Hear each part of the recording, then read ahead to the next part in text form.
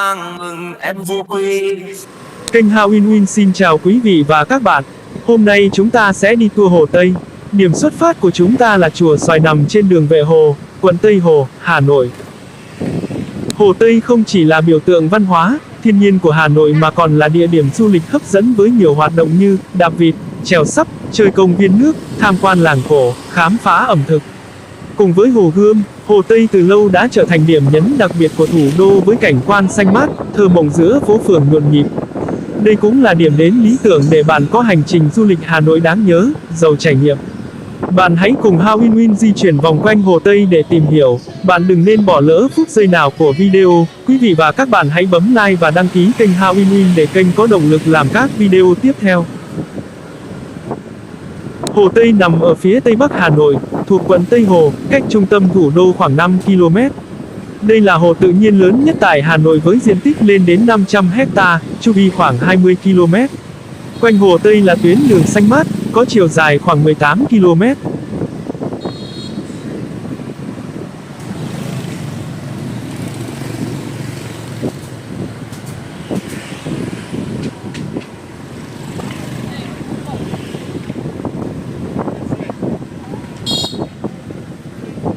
Bên tay trái của các bạn là chùa Vạn Niên.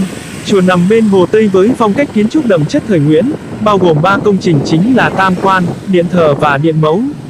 Trải qua hàng ngàn năm lịch sử, ngôi chùa đã trở thành điểm tham quan tâm linh lâu đời bậc nhất tại Hà Thành.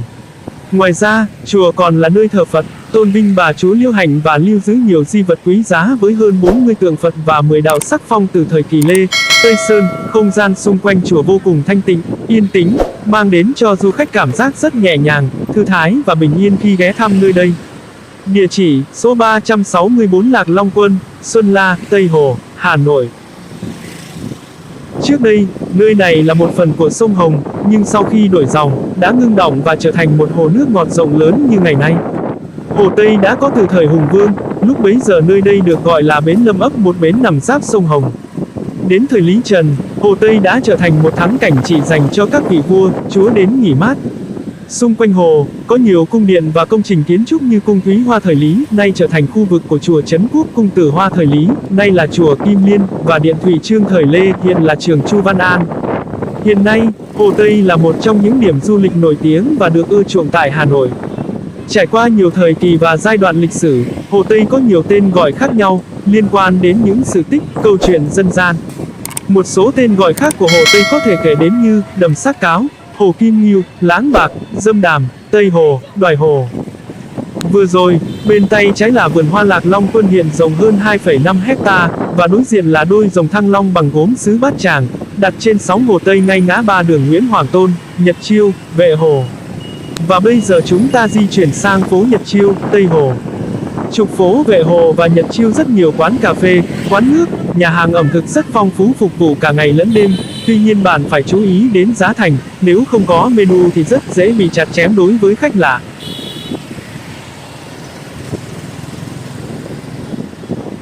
Buổi chiều ở đây người dân quanh khu vực thường xuyên đạp xe rèn luyện thể lực tận hưởng không khí trong lành và thoáng mát của Hồ Tây. Khu vực Hồ Tây này thường vào buổi sáng hay diễn ra các hoạt động chèo sắp, và quanh khu vực này cũng cho thuê xe đạp dạo hồ.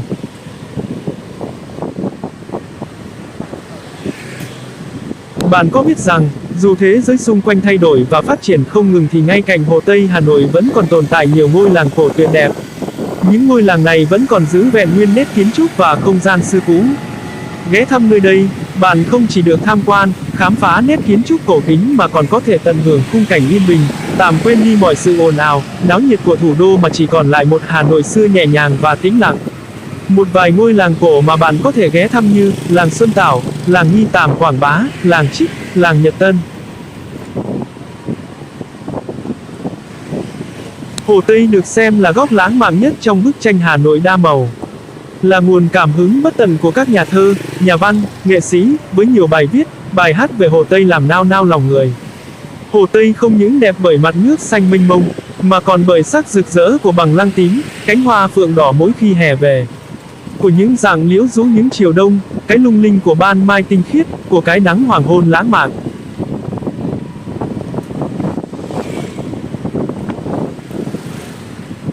Đường quanh Hồ Tây rất là bé, có nhiều đoạn hai ô tô tránh nhau cũng rất vất vả. Vừa rồi trong quá trình di chuyển, kênh Hao Win Win nhận thấy có rất nhiều gờ giảm tốc, bạn phải chú ý, chưa kể có nhiều đoạn nắp đầy hố ga bị vênh so với mặt đường gây sóc và nguy hiểm cho người di chuyển.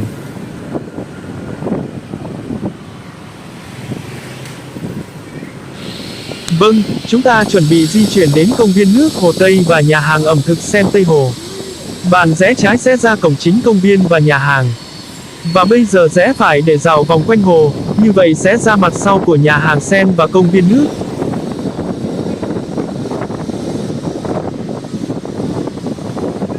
Vâng, bên tay trái hướng di chuyển chính là nhà hàng Sen Tây Hồ và công viên nước Hồ Tây. Phía trước chúng ta nhìn thấy tòa tháp phun kính màu đen rất đẹp của tập đoàn Sun Group. Bên trái hướng di chuyển là công viên nước Hồ Tây. Trên tường công viên nước được các bạn trẻ nhiều thế hệ sơn phun tranh tường graffiti tạo nên hình khối nghệ thuật trên các bức tường trông rất bắt mắt.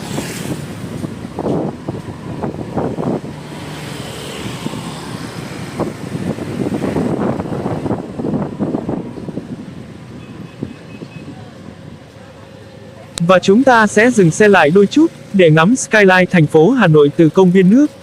Một skyline rất đẹp và hiện đại.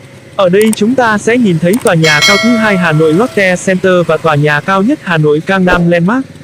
Kênh Hao Win Win đều có hai bài viết về hai tòa nhà cao nhất Hà Nội. Mời quý vị và các bạn truy cập kênh Hao Win Win để xem video về hai tòa nhà này.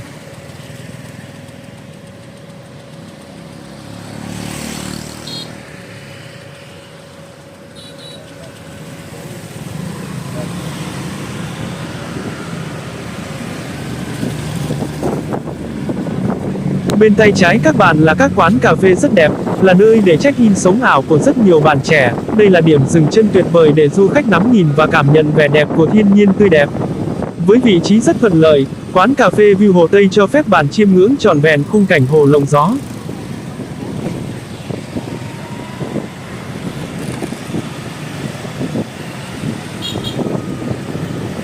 Vâng, bên tay trái vẫn là công viên nước Hồ Tây, rộng 8,1 ha và có vị trí đắc địa trong nội đô.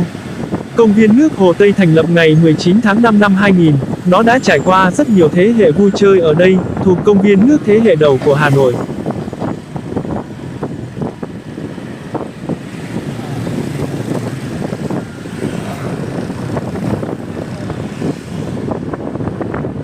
Bên tay trái là đầm sen Tây Hồ, một nơi rất nổi tiếng về check-in và chụp ảnh vào mùa hoa sen nở.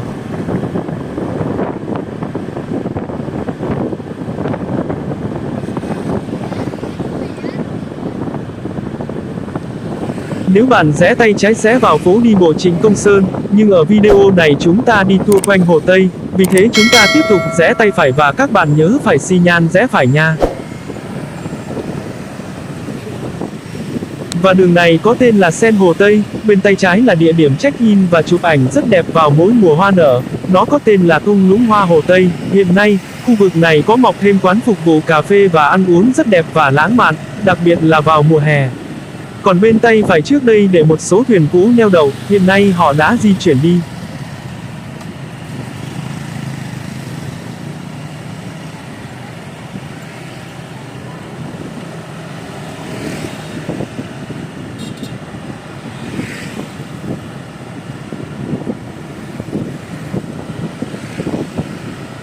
Ở phía trước có một hố ga rất nguy hiểm, do nắp đầy và bề mặt đường vênh nhau và có rãnh dễ gây ra trượt. Có rất nhiều bạn nữ tay lái yếu đã bị ngã ở đây, các bạn nhớ chú ý khi di chuyển qua đây. Để tiếp tục tour Hồ Tây chúng ta sẽ rẽ phải. Vâng, một cô gái rất thân thiện và xì tin, yêu ngay từ cái nhìn đầu tiên, phải không bạn? Và con đường này thì không thấy ghi tên là đường gì, nó rất nhỏ, chỉ vừa một chiếc xe con và một chiếc xe máy đi qua. Nếu lúc nãy chúng ta chạy bên trên, thì đường đó là đường Tô Ngọc Vân, một con đường rất nổi tiếng, đường đó có rất nhiều quán nước và ẩm thực đẹp và hấp dẫn.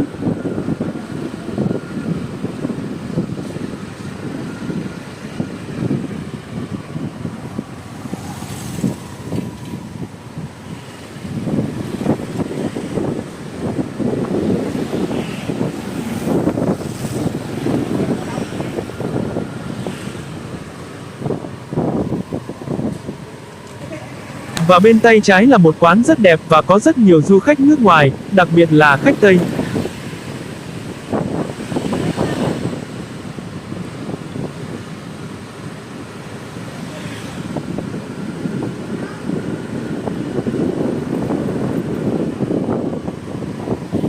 Và bây giờ chúng ta vào đường có tên là phố Quảng Bá. Đường Quảng Bá được đặt tên vào tháng 12 năm 2011. Là một đoạn của tuyến đường bao quanh bờ Hồ Tây. Đây nguyên là đất làng Quảng Bá, tên tiếng Nôm gọi là Quảng Bố. Trước thuộc xã Quảng An, huyện Từ Liêm Cú, nay thuộc phường Quảng An, quận Tây Hồ, Hà Nội. Làng Quảng Bá diện tích đất rộng, cả trong đồng và ngoài bãi để trồng rau, hoa, trong đó hoa và quất là những loại đặc thù. Đất nơi đây trồng ổi cho quả rất ngon. Bên cạnh đó, dân trong làng có thêm nghề đánh cá ven hồ. Dân gian vẫn lưu truyền câu ca, ổi Quảng Bá, cá Hồ Tây, hàng đào tơ lụa làm say lòng người. Vâng, khu vực đường này dự kiến sẽ trở thành đường đi bộ. Các bạn nhìn phía dưới đấy, họ lát gạch chứ không rải nhựa asphalt, còn đường đi ô tô và xe máy thì họ sẽ dịch chuyển sang khu vực bám quanh hồ Đầm Đông, bên tay trái hướng di chuyển. Hiện nay khu vực này chưa giải phóng xong mặt bằng nên vẫn quây tôn để đấy.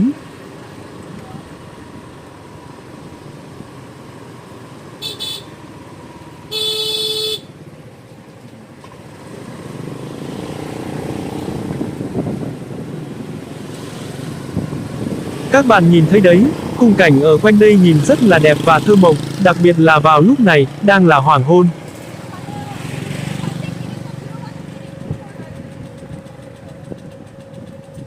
Đây là khu vực hồ Đầm Đông, các bạn nhìn phía xa đấy, họ đang làm đường quay quanh hồ Đầm Đông, tuy nhiên, vẫn chưa làm xong, do vướng giải phóng mặt bằng, nếu làm xong khu vực này rất đẹp. Vâng, sang bên tay phải nhìn skyline thành phố rất đẹp, rất nhiều tòa nhà cao tầng, trung tâm thương mại mọc lên, sự đô thị hóa ở Hà Nội rất là chóng mặt, thể hiện sự phát triển của thủ đô và định hướng phát triển và quy hoạch từ những năm 2000 của thế kỷ trước. Sự phát triển mạnh mẽ và thần tốc ấy thể hiện rõ sau đại lễ 1000 năm Thăng Long vào năm 2010 cho đến nay. Đứng đây nhìn rất rõ cầu Nhật Tân, trung tâm thương mại Lotte Mall Tây Hồ, vòng xoay mặt trời của công viên nước Hồ Tây và các tòa nhà hiện đại đang xây dựng ở khu vực Tây Hồ Tây Hà Nội cũng như trên đường Lạc Long Quân. Và bây giờ chúng ta tiếp tục di chuyển, hoàng hôn phía trước thực sự rất đẹp phải không quý vị khán giả?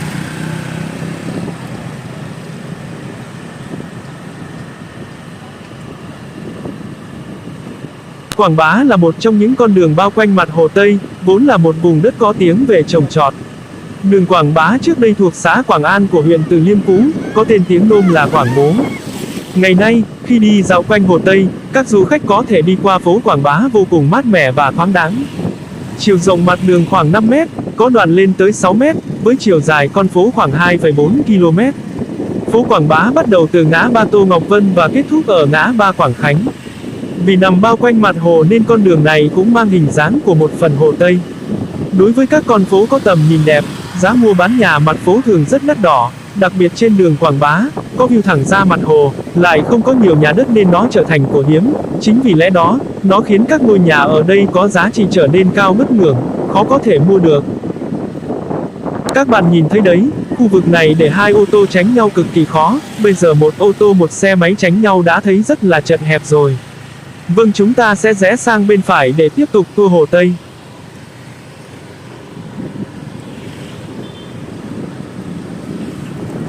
Theo truyền thuyết, làng Quảng Bá là đại bản doanh của Phùng Hưng khi tiến đánh thành Tống Bình, Hà Nội ngày nay để tiêu diệt quân nhà Đường. Ở đây có rất nhiều đình, đền chùa. Mặc dù Hà Nội đô thị hóa nhưng ở đây vẫn giữ được nét bản sắc của Hà Nội xưa. Ở đây, rất nhiều bạn trẻ check-in, chụp hình, vào mùa hè, thì người dân xuống khu vực này bơi rất đông để giải nhiệt ngày hè oi bức.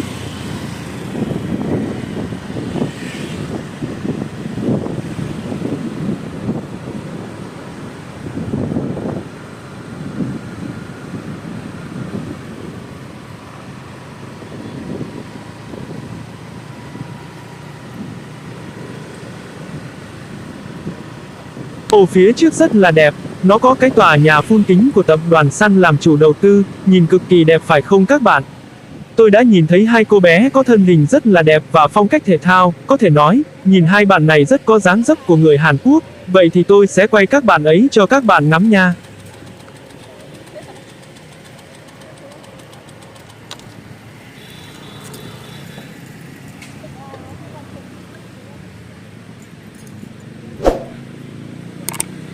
Vâng, nghe giọng nói thì họ chính là người Việt Nam chúng ta. Vâng, người Việt Nam chúng ta rất là đẹp và nhẹ nhàng, cần gì phải là người Hàn, người Nhật hay người Trung. Vâng, tôi vẫn rất là yêu những người phụ nữ Việt Nam. Vâng, các bạn ấy lại tiếp tục di chuyển, họ sẽ tiếp tục đạp xe vòng quanh Hồ Tây để rèn luyện, đấy chính là yếu tố khiến cho các bạn ấy có thân hình rất là lý tưởng.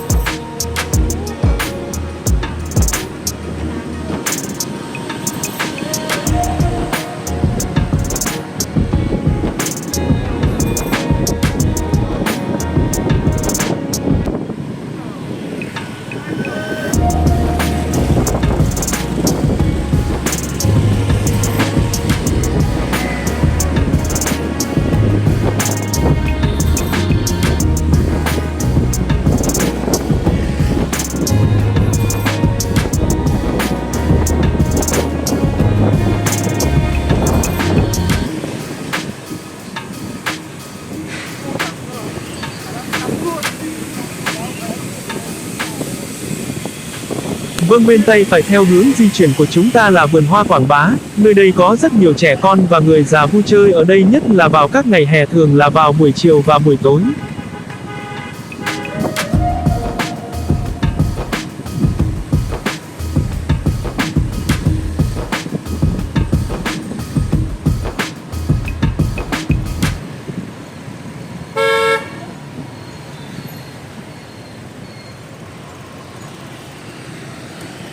Nơi đây có rất nhiều quán xá rất là đẹp và đặc biệt ở đây có rất nhiều nhà hàng ẩm thực cũng khá là nổi tiếng ở Hà Nội, và cũng có rất nhiều trang mạng đã review về các quán ẩm thực ở đây.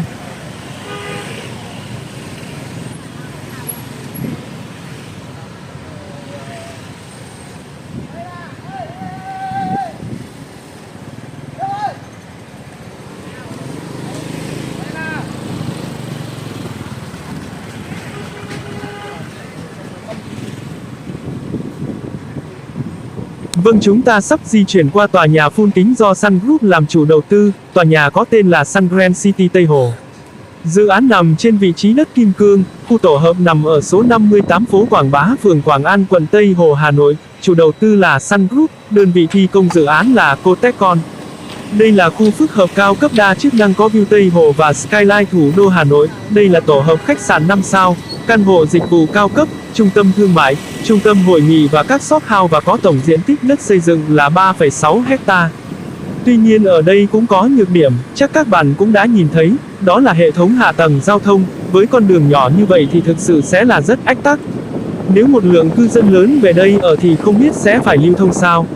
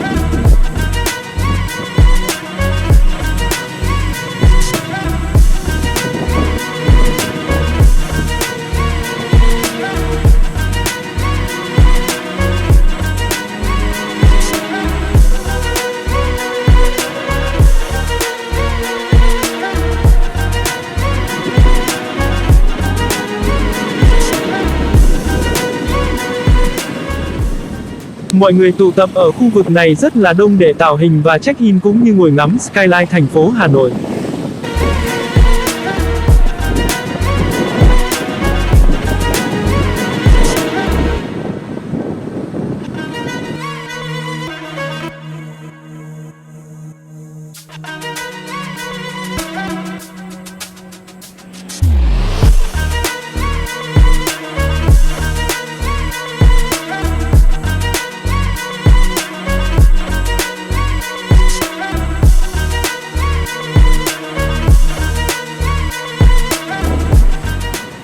Và chúng ta đang ở trên con phố Quảng Khánh.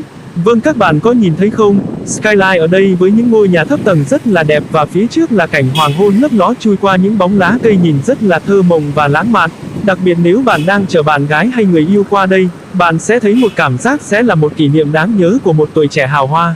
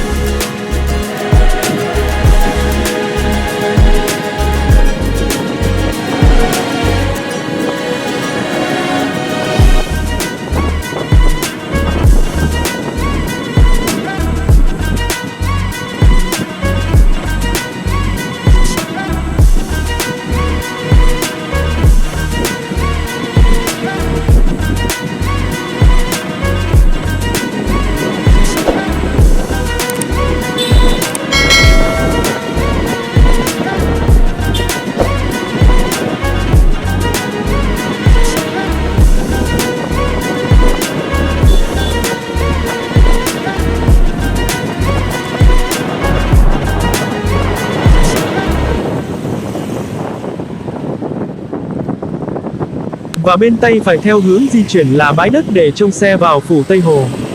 Tuy nhiên, khi mà nơi đây không trông xe thì ở đây sẽ trở thành tụ điểm vui chơi của người dân khu vực phường Quảng An và người dân sinh sống ở thủ đô cùng các du khách thập phương. Vâng, nhìn rất là đẹp và nên thơ phải không quý vị và các bạn? Vâng, đây là nơi có cái không khí rất là trong lành và thoáng đáng, để kiếm được một cái bãi đất như vậy mà vui chơi thì còn gì phải nói.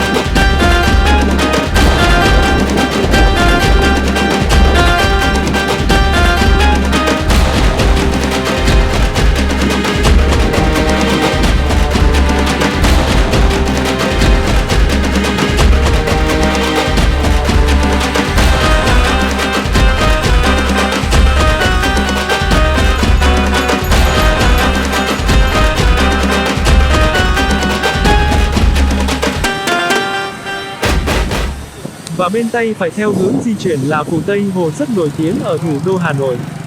Phủ Tây Hồ trên bán đảo Hồ Tây là địa điểm du lịch tâm linh nổi tiếng mà bạn không nên bỏ qua. Nơi đây là điện thờ Liễu Hành Công Chúa, một trong 4 vị thánh bất tử trong tín ngưỡng dân gian. Ghé đến đây, du khách sẽ được chiêm ngưỡng nét kiến trúc kiểu tam quan đặc sắc của các công trình. Bên cạnh đó vào dịp đầu năm hoặc kỳ lễ hội, phủ Tây Hồ thu hút một lượng lớn khách hành hương đến tham quan, vãn cảnh, cầu nguyện bình an cho gia đình, người thân.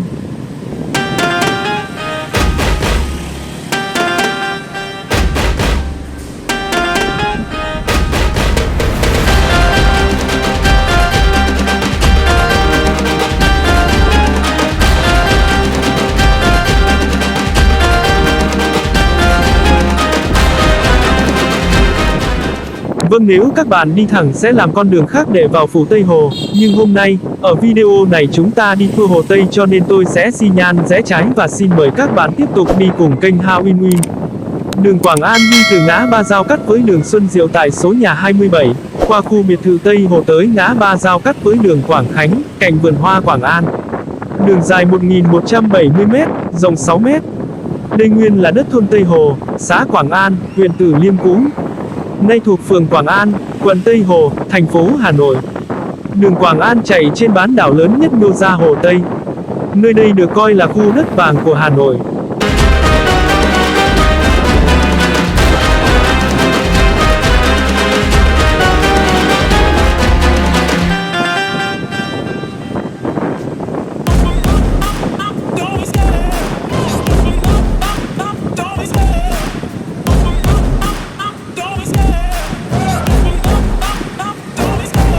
Love the chase and the hunt, and I set the pace when I'm running. I always take what I want and I always give it 100. Don't need a bank, no I'm funded. Play the game like it's nothing. I'm always thankful for something. Don't take for granted, stay humble. Now wake up! It's time to look at the enemy. Look in the mirror if he is no friend to me. It's not working out, maybe it's the chemistry. It's time to break up so I can make a better me. Better believe in your mind, cause it's everything. You can mold, shape, find almost anything. All it takes is some time and some clarity to find your identity. It's mind over everything.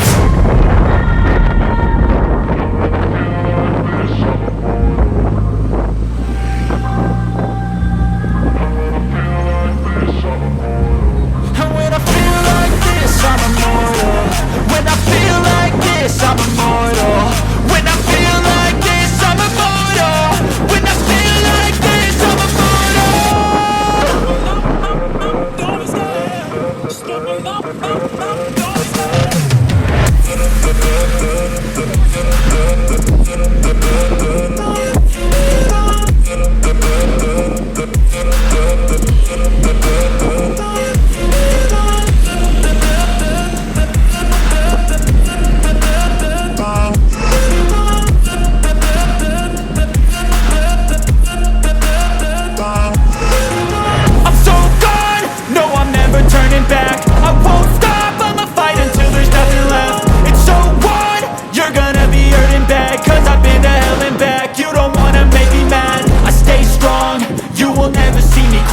and if you get in my way, you're gonna feel the wrath.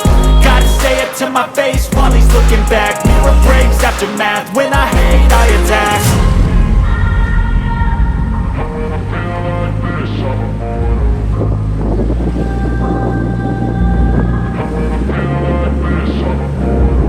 And when I feel like this, I'm immortal. When I feel like this, I'm immortal. When I feel like this, I'm immortal. When I feel like this, I'm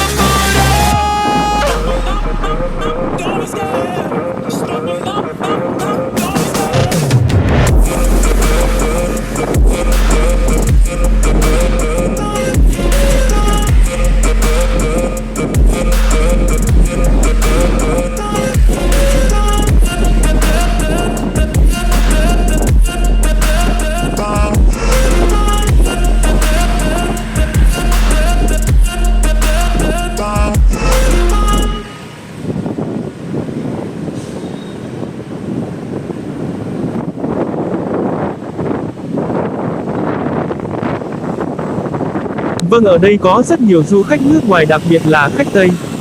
Nơi đây họ ca hát rất là sầm uất vào các buổi tối với các ánh đèn rực rỡ khiến cho chúng ta luôn luôn có cảm giác nhộn nhịp và không muốn rời xa. Và bây giờ chúng ta rẽ phải sang con phố Từ Hoa, nếu đi phía bên trên và song song với đường này là đường Xuân Diệu. Như vậy là chúng ta đi được nửa chặng đường của tour Hồ Tây. Phố Từ Hoa được đặt cho đoạn từ ngõ 11 đường Xuân Diệu đến ngõ 1 đường Âu Cơ, thuộc địa phận phường Quảng An, quận Tây Hồ. Phố có chiều dài khoảng 1.000m, rộng 5,5m đến 11,5m. Tên phố được đặt theo tên của công chúa Từ Hoa, con gái của vua Lý Thần Tông, người đã rời cung về làng Nghi Tàm sinh sống, và có công dạy cho bà con nơi đây nghề trồng dâu nuôi tằm, tạo nên một vùng đất, một làng nghề nổi tiếng của kinh thành Thăng Long xưa. Hiện nay công chúa Từ Hoa đang được người dân thờ tại chùa Kim Liên. một trong những ngôi chùa cổ nhất Việt Nam.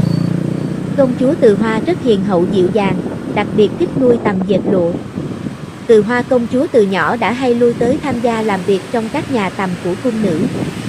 Thấy con say mê với nghề tằm tang, năm 1138, vua Lý Thần Tông xây dựng cung riêng cho nàng ở ven hồ Dâm Đàm, Hồ Tây, Hà Nội, cho đưa theo các cung nữ ra lập một khu trại gọi là trại tằm tang. Tại đây cô công chúa nhỏ thỏa thích sống cùng những bãi dâu, nông tằm và tiếng thoi đưa lách cách suốt đêm ngày. Vì vậy đến khi trưởng thành, công chúa đặc biệt giỏi nghề nuôi tằm dệt lụa, bà đem nghề truyền dạy và khuyến khích dân trong vùng phát triển nghề, tạo nên một vùng đất nổi tiếng của kinh thành Thăng Long về nghề tơ tằm.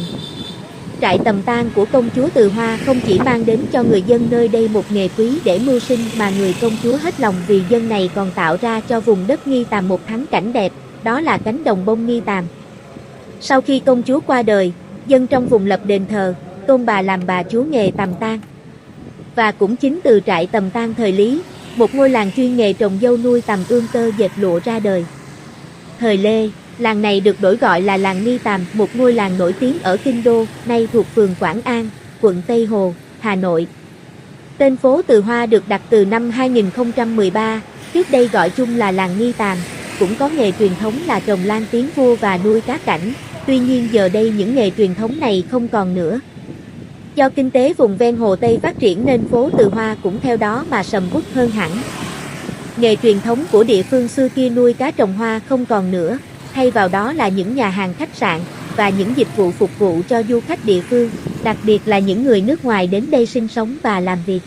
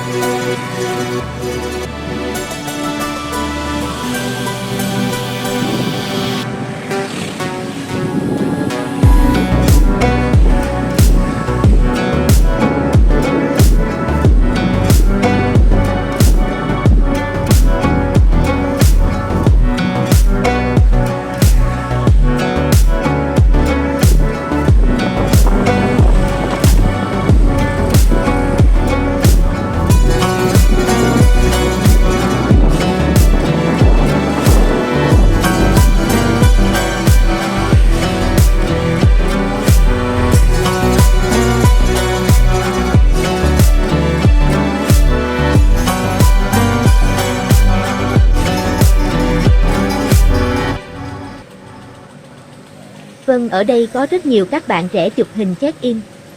Ánh hoàng hôn của Hồ Tây nhìn rất là nên thơ, chính vì vậy xung quanh Hồ Tây là điểm đến hấp dẫn đối với mọi du khách cũng như người dân địa phương.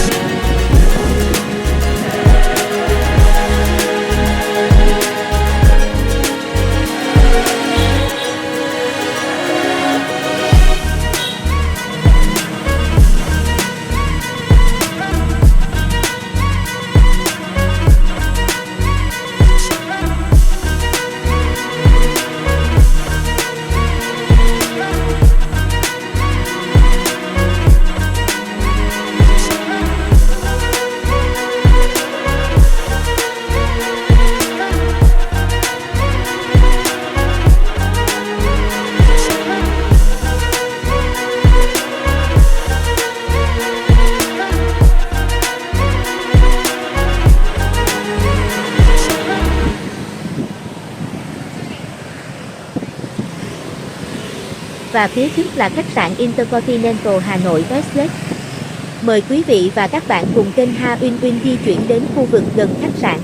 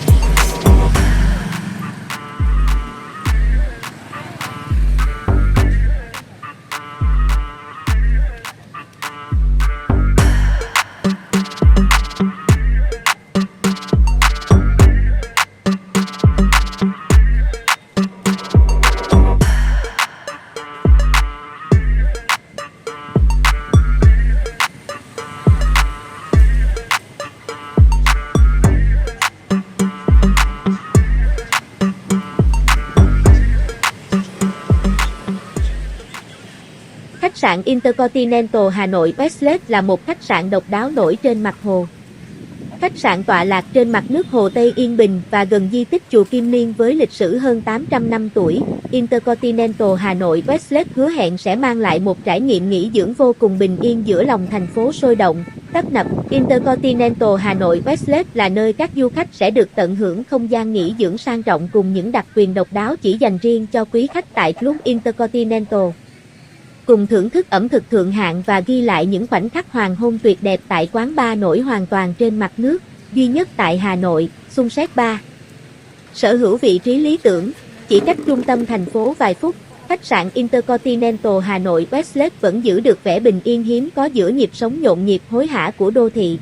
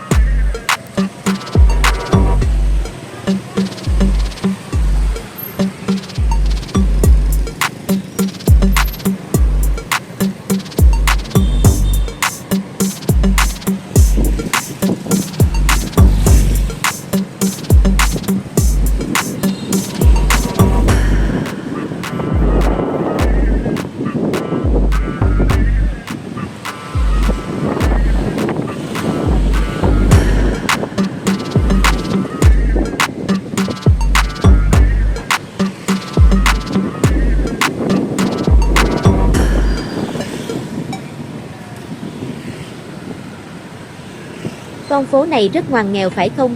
Giờ kênh Ha Uyên Uyên mời bạn di chuyển đến chùa Kim Liên và một điểm sống ảo tại phố Từ Hoa, hẻm phố tuyệt đẹp trong nắng chiều Hồ Tây.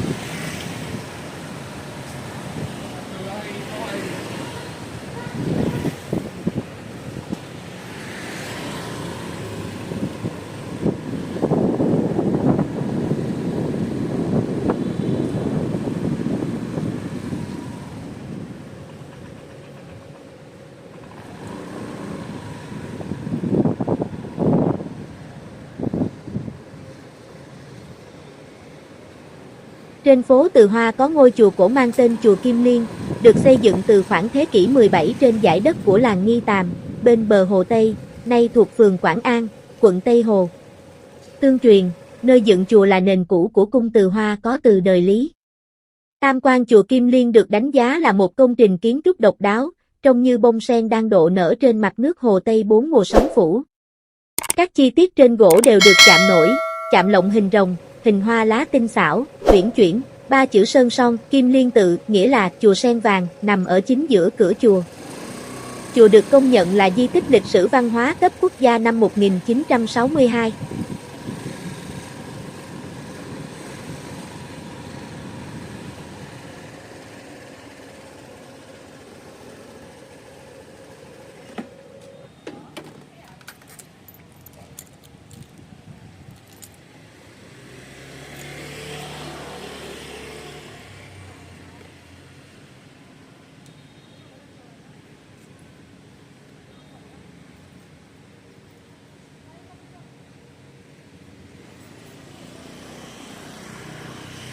Và bây giờ kênh Ha Uyên Uyên mời bạn vào con hẻm sống ảo trên phố Từ Hoa. Góc sống ảo thần thánh này nằm ở khu cổng ngoài, đoạn rẽ vào khách sạn Intercontinental Hà Nội tại ngõ 5, phố Từ Hoa, quận Tây Hồ, Hà Nội. Con hẻm chiêu phết này còn được ví như Tân Bến Thượng Hải, ngay giữa lòng thủ đô vì sở hữu khung cảnh nên thơ, bình yên đến lạ.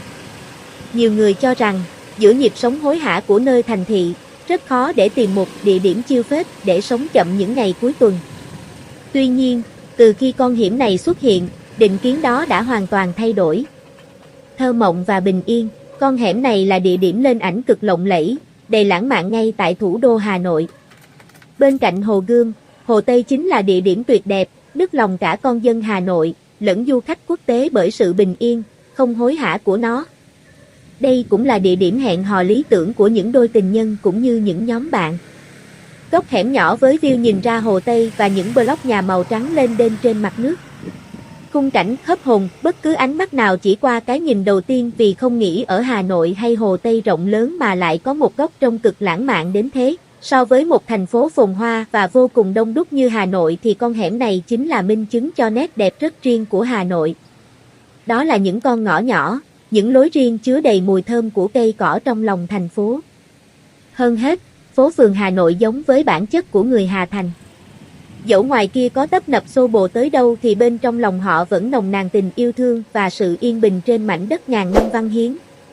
Nếu một ngày lòng chênh vênh quá, không cần xách vali lên và đi nữa rồi, chỉ cần ngồi lại đây, ngắm hoàng hôn, nghe một bản nhạc rất tình và trải lòng với những câu chuyện cũ, bên mặt hồ yên ả.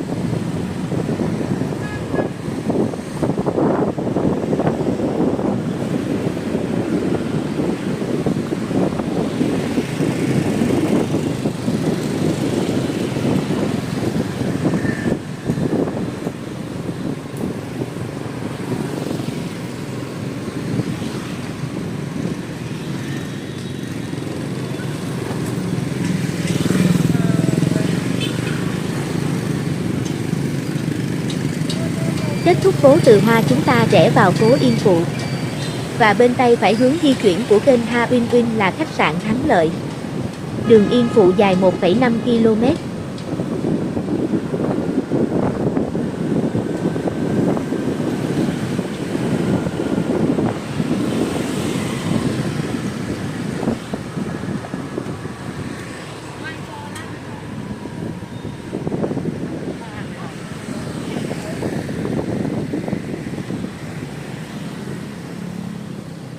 Video này của kênh Ha Uyên Uyên làm về tour vòng quanh Hồ Tây cho nên chúng ta sẽ di chuyển xuống phố Yên Hoa.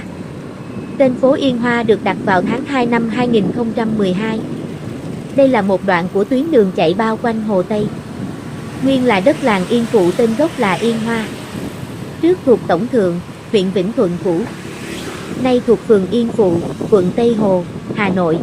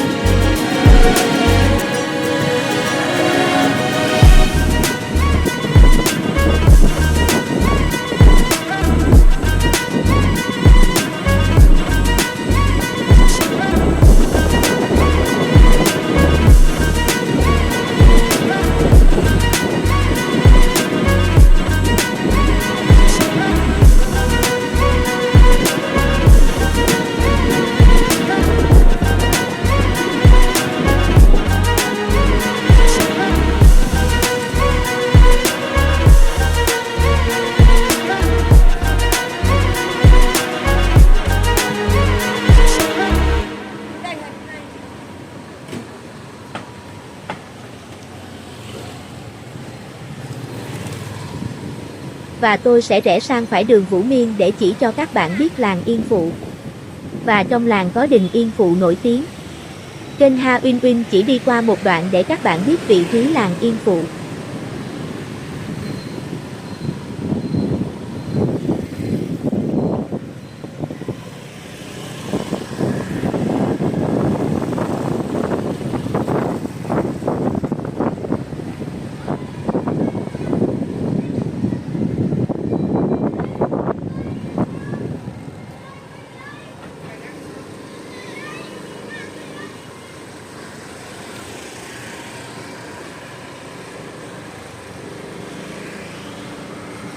Nay chúng ta sẽ trở ra và tiếp tục di chuyển trên con đường Yên Hoa.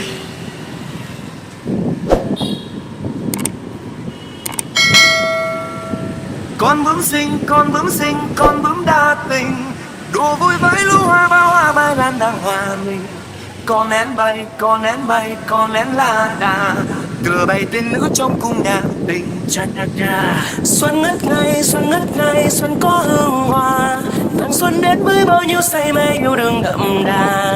Tia nắng mai, tia nắng mai, tia nắng tràn hòa. Bầy lộc non biết sân trên cành thành. Cha cha cha.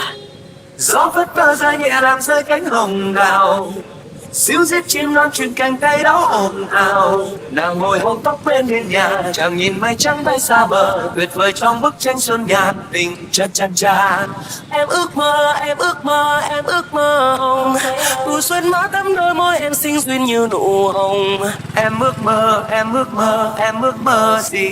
Một trời xuân có chim ca vàng mừng em vô quy. Con bướm xinh, con bướm xinh.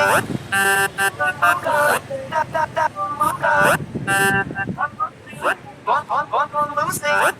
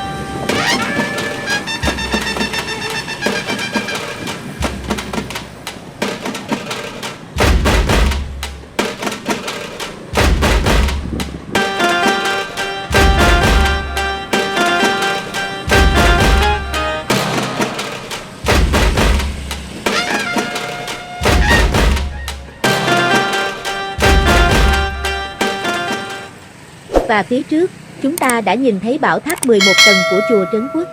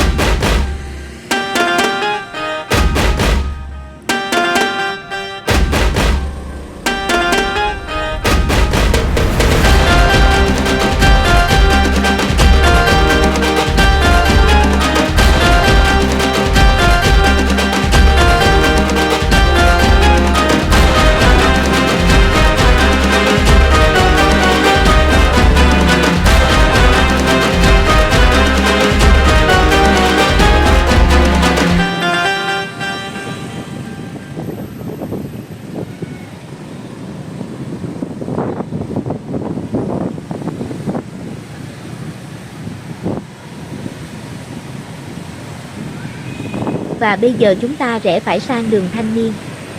Đường Thanh Niên dài 1,0 km, là đường ngắn nhất Hà Nội. Đường Thanh Niên là một tuyến đường nằm giữa Hồ Tây và Hồ Trúc Bạch hay hai quận Tây Hồ và Ba Đình của Hà Nội.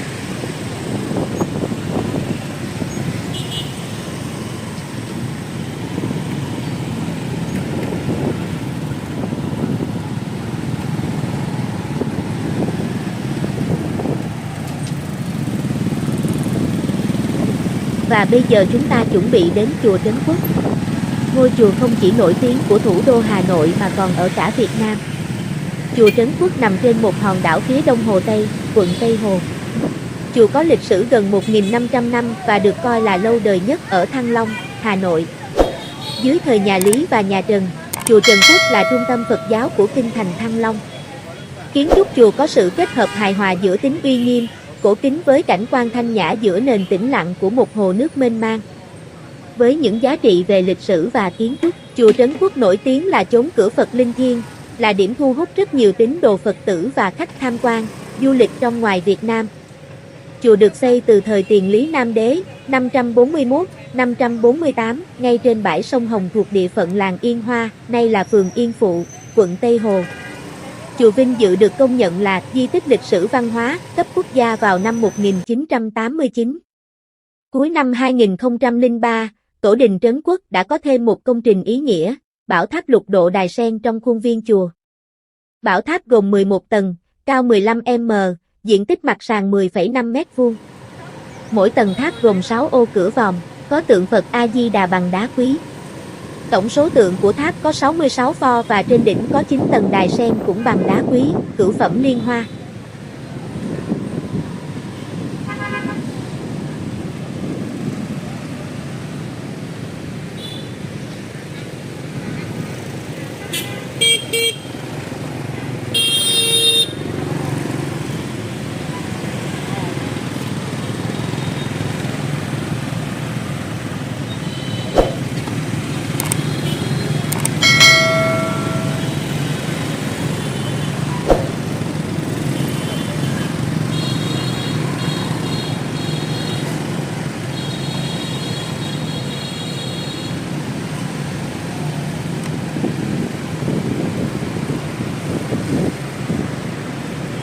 Theo hướng di chuyển của kênh Ha Uyên Uyên thì bên tay trái đường Thanh Niên là hồ Trúc Bạch. Góc hồ này, nguyên có một hành cung của chúa Trịnh Doanh, cung đó sau thành nơi an trí những cung nữ có tội hoặc về già.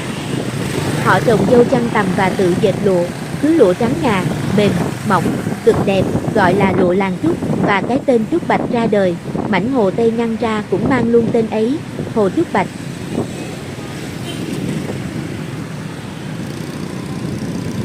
Và bên tay phải là hồ Tây rộng lớn. Hồ Tây và hồ Trúc Bạch nguyên chỉ là một. Từ thế kỷ 17, người dân đánh cát quanh vùng đất con bờ nhỏ từ Yên Hoa, Yên Phụ xuống Yên Ninh cho khỏi đi vòng, rồi sóng vỗ, thời gian xô lở, năm nào cũng phải đắp lại cho vững, thành ra con đường có tên Đê Cố Ngự, nghĩa là giữ cho vững. Đường Thanh Niên nguyên ủy là dốc Cố Ngự, xuất hiện sớm nhất từ thời Lý với huyền thoại Cẩu Nhi sáng lập Thăng Long Thành.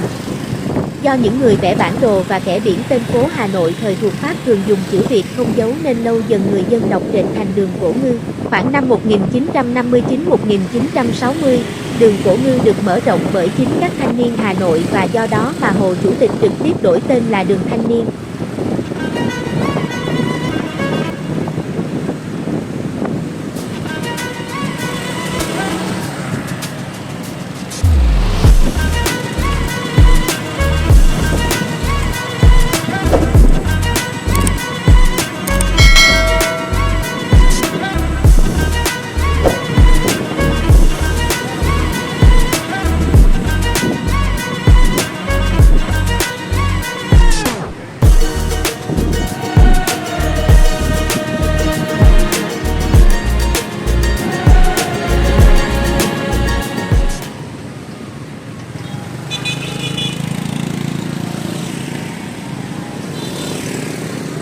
Và bây giờ chúng ta rẽ phải vào con phố Nguyễn Đình Thi. Bên tay trái là vườn hoa Lý Tự Trọng. Vào sáng ngày 26 tháng 8 năm 2015 tại vườn hoa này đã tổ chức lễ gắn biển cho tuyến phố mới mang tên nhà văn Nguyễn Đình Thi. Phố Nguyễn Đình Thi nằm trên địa bàn phường Thụy Khuê, dài hơn 2 km, rộng từ 7,5 m đến 9 m. Tuyến phố bắt đầu từ ngã ba giao cắt đường Thanh Niên gần vườn hoa Lý Tự Trọng đến ngã ba giao cắt phố Trích Sài. Con bướm xinh, con bướm xinh, con bướm đa tình, đùa vui với lũ hoa bao hoa mai lan đang hòa mình. Con én bay, con én bay, con én la đà, cửa bay tên nữ trong cung nhạc tình cha cha cha. Xuân ngất ngây, xuân có hương hoa, tháng xuân đến với bao nhiêu say mê yêu đương đậm đà. Tia nắng mai, tia nắng mai, tia nắng tràn hòa, bay lộc nó biết sân trên cành thành cha cha cha. Gió phất phơ ra nhẹ làm rơi cánh hồng đào, Xíu xiết chim non truyền cánh tay đó ồn ào. Nàng ngồi hôn tóc bên hiên nhà, chàng nhìn mây trắng bay xa bờ, tuyệt vời trong bức tranh xuân nhạt tình cha cha cha. Em ước mơ, em ước mơ, em ước mơ hồng. Mùa xuân má thắm đôi môi em xinh duyên như nụ hồng. Em ước mơ, em ước mơ, em ước mơ gì? Một trời xuân có chim ca vàng mừng em vui quy. Con bướm xinh, con bướm xinh.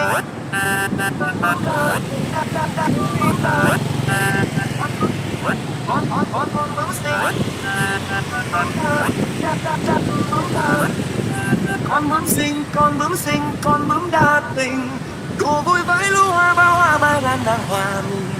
Con én bay, con én bay, con én la đà, cửa bay tên nữ trong cung nhạc tình cha cha cha. Xuân ngất ngây, xuân có hương hoa, mùa xuân đến với bao nhiêu say mê yêu đương đậm đà. Tia nắng mai, tia nắng mai, tia nắng tràn hòa, đầy lộc non biết xuyên trên cành cành cha cha cha. Gió phất tơ ra nhẹ làm rơi cánh hồng đào, xíu xiết chim non truyền cánh tay đó ồn ào. Nàng ngồi hôn tóc bên hiên nhà, chàng nhìn mây trắng bay xa bờ, tuyệt vời trong bức tranh xuân nhạt tình cha cha cha. Em ước mơ, em ước mơ, em ước mơ hồng. Mùa xuân má thắm đôi môi em xinh duyên như nụ hồng. Em ước mơ, em ước mơ, em ước mơ gì? Một trời xuân có chim ca vàng mừng em vui quy. Gió phất tơ ra nhẹ làm rơi cánh hồng đào, xíu xiết chim non truyền cánh tay đó ồn ào. Nàng ngồi hôn tóc bên hiên nhà, chàng nhìn mây trắng bay xa bờ, tuyệt vời trong bức tranh xuân nhạt tình cha cha cha. Em ước mơ, em ước mơ, em ước mơ hồng. Mùa xuân má thắm đôi môi em xinh duyên như nụ hồng. Em ước mơ, em ước mơ, em ước mơ gì? Một trời xuân có chim ca vàng mừng em vui quy. Nàng ngồi hôn tóc bên hiên nhà, chàng nhìn mây trắng bay xa bờ, tuyệt vời trong bức tranh xuân nhạt tình cha cha cha. Con bướm xinh, con bướm xinh.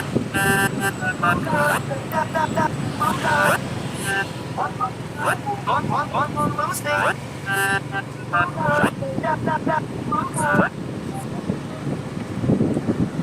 Và trước khi con đường này có tên thì thế hệ cuối 7X, thế hệ 8X và thế hệ đời đầu 9X thường gọi đây là con đường tình yêu hoặc đại lộ tình yêu hay con đường Hàn Quốc, vì buổi chiều hay buổi tối ở đây các bạn trẻ thời trước thường đứng đây tâm sự và check-in. Đó là con đường đẹp và mộng mơ nhất Hà Nội với dập dìu tài tử giai nhân, người sánh đôi rủ rỉ lời yêu đương suốt đêm ngày. Đó là những cái kỷ niệm đẹp cho cái thế hệ đó. Trên con đường Nguyễn Đình Thi bao quanh Hồ Tây thơ mộng, không khó để bạn có thể tìm thấy một quán cà phê với view đẹp, nhìn ra phía hồ lộng gió. Không chỉ sở hữu không gian long lanh và thiết kế độc đáo, những quán cà phê trên con đường Nguyễn Đình Thi còn có menu đa dạng với các món ăn, thức uống bắt mắt và ngon miệng. Con bướm xinh, con bướm xinh, con bướm đa tình, đùa vui với lũ hoa bao hoa mai lan đang hòa mình. Con én bay, con én bay, con én la đà, cửa bay tên nữ trong cung nhạc tình cha cha cha. Xuân ngất ngây, xuân có hương hoa, nàng xuân đến với bao nhiêu say mê yêu đương đậm đà. Tia nắng mai, tia nắng mai, tia nắng tràn hòa, bầy lộc non biết xuân trên cành thành cha cha cha. Gió phất tơ ra nhẹ làm rơi cánh hồng đào, xíu xiết chim non truyền cánh tay đó ồn ào. Nàng ngồi hôn tóc bên hiên nhà, chàng nhìn mây trắng bay xa bờ, tuyệt vời trong bức tranh xuân nhạt tình cha cha cha. Em ước mơ, em ước mơ, em ước mơ hồng. Mùa xuân má thắm đôi môi em xinh duyên như nụ hồng. Em ước mơ, em ước mơ, em ước mơ gì? Một trời xuân có chim ca vàng mừng em vui quy. Con bướm xinh, con bướm xinh.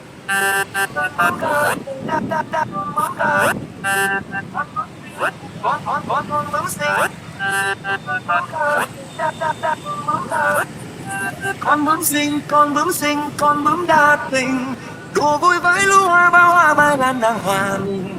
Con én bay, con én bay, con én la đà, cửa bay tên nữ trong cung nhạc tình cha cha cha. Xuân ngất ngây, xuân có hương hoa, nàng xuân đến với bao nhiêu say mê yêu đương đậm đà. Tia nắng mai, tia nắng mai, tia nắng tràn hòa, bầy lộc non biết xuân trên cành thành cha cha cha. Gió phất tơ ra nhẹ làm rơi cánh hồng đào, Díu dít chim non trên cành cây đó ồn ào. Nàng ngồi hóng tóc bên hiên nhà, chàng nhìn mây trắng bay xa bờ, tuyệt vời trong bức tranh xuân nhạt tình cha cha cha. Ước mơ, ước mơ, em ước mơ hồng, mùa xuân má thắm đôi môi em xinh xuyên như nụ hồng. Em ước mơ, em ước mơ, em ước mơ gì? Một trời xuân có chim ca vàng mừng tên vô quy. Gió phất thơ ra nhẹ làm rơi cánh hồng đào. Díu dít chim non trên cành cây đó ồn ào. Nàng ngồi hôn tóc bên hiên nhà, chàng nhìn mây trắng bay xa bờ, tuyệt vời trong bức tranh xuân nhạt tình cha cha cha.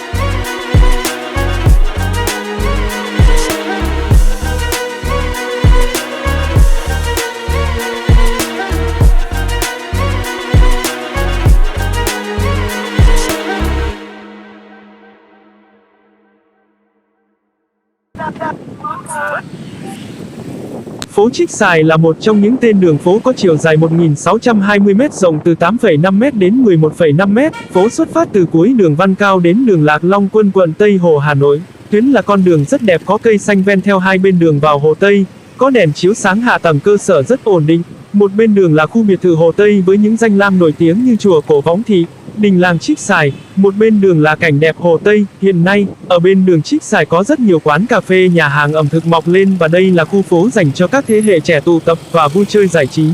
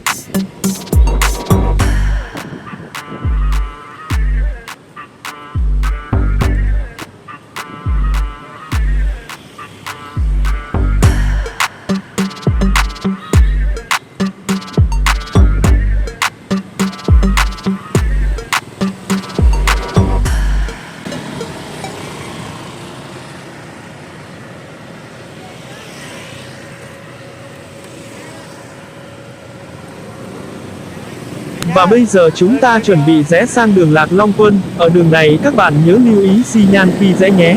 Ở đây công an giao thông hay đội 141 rất hay hoạt động.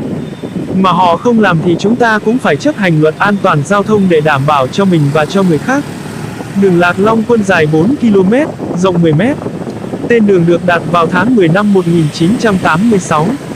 Đường Lạc Long Quân gắn liền với những câu chuyện lịch sử, nhiều nhân vật nổi tiếng với những vẻ đẹp khác nhau, tô điểm thêm cho bức tranh Tây Hồ. Theo truyền thuyết thì Lạc Long Quân lấy con gái đến Ai là Âu Cơ sinh một bọc trăm trứng ấy nở thành 100 người con. Một ngày, Lạc Long Quân nói với Âu Cơ rằng, ta là giống rồng, mình là giống thiên, thủy hỏa khác nhau, không ở cùng nhau được. Hai người bèn chia con mà ở riêng, 50 người theo mẹ về núi, 50 người theo cha xuống biển, chia nhau mà thống trị những xứ đó, đó là thủy tổ của các nhóm Bách Việt. Đường Lạc Long Quân ngày nay thuộc quận Tây Hồ và quận Cầu Giấy Hà Nội.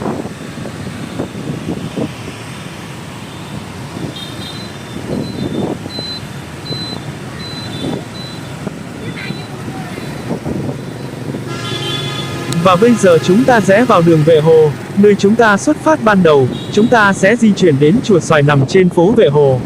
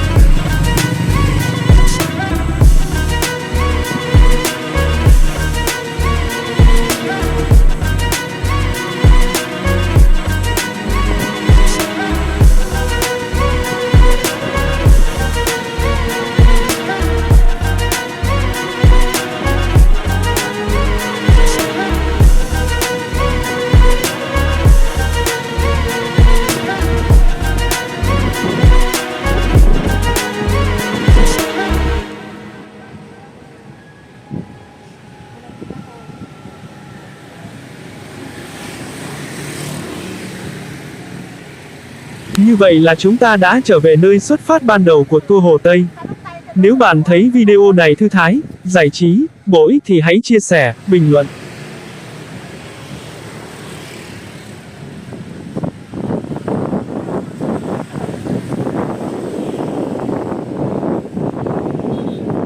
Quý vị và các bạn hãy bấm thích và đăng ký kênh Hao Win Win để kênh có động lực làm các video tiếp theo.